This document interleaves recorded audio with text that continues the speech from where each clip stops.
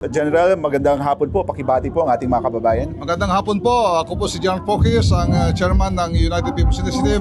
Nandito po tayo ngayon sa ating People's Indignation Rally dito sa Liwasan. Sir, ano po yung unang nagtulak sa UPI para magkaroon po tayo ng ganitong rally pagtitipon po dito sa Liwasang Bonifacio?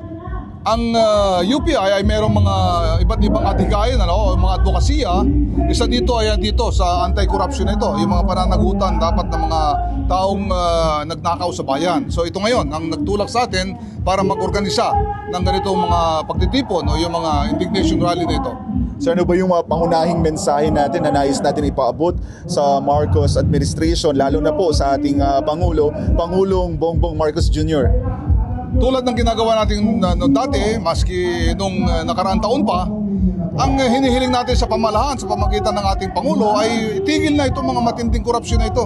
Panagutin yung mga nagnakaw ng pera ng taong bayan at ikulong sila. Bawiin yung mga pera na yan. Ganun. Dapat ngayon na. Mag-isang taon na, wala pa napakulong, napaparusahan eh.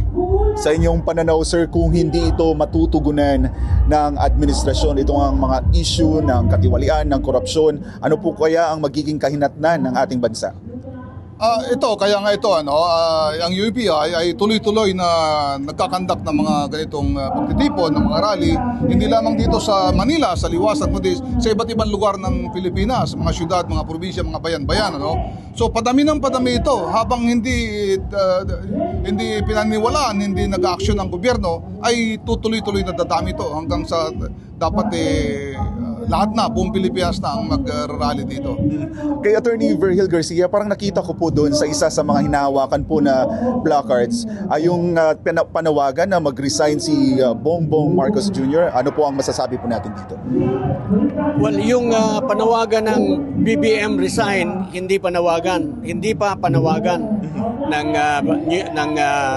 UPI, ng United People's Initiative. Yan ay panawagan ng mga mamamayan na nasa labas dahil siguro sa pagkainis na nila sa mga nangyayari sa ating bansa ngayon. Ang panawagan ng UPI ay pairalin ang ating saligang batas dahil doon kami nagmumula ang paggalang, ang pagtatanggol sa ating saligang batas.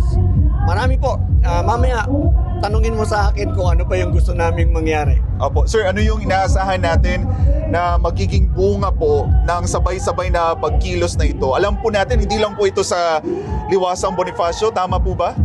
Hindi lamang po sa Liwasang Bonifacio, kahit na minamaliit nilang pilit yung ating rally. Ngayon pinakita namin, sige, niliitan nyo kami nung nakaraang rally. Mas marami kami ngayon, hindi lang sa Liwasang Bonifacio, meron sa Cebu, meron sa Naga, meron sa Mindanao.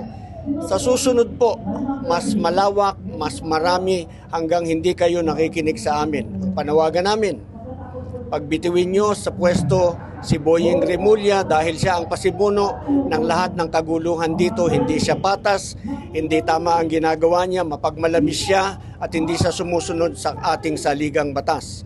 Pagbitiwin nyo si John Vic Remulla at si Director Matibag sapagkat sila ang tumitibag ng ating saligang batas, ang tumitibag sa kalayaan ng tao, ng mga mamamayan upang tayo ay mabuhay ng matahimik at matiwasay. Pag hindi nyo sila tinigil yung tatlong yan, hindi maganda ang kakahinatnan ng ating bansa. Siguro kay General Poki, sir, ano po kaya dapat gawin ng pamahalaan upang maibalik po yung tiwala ng taong bayan sa gobyerno? Okay, matindi ito nangyayari sa ating bayan, matindi yung korupsyon, hindi lamang milyon, bilyon, kundi trilyon na.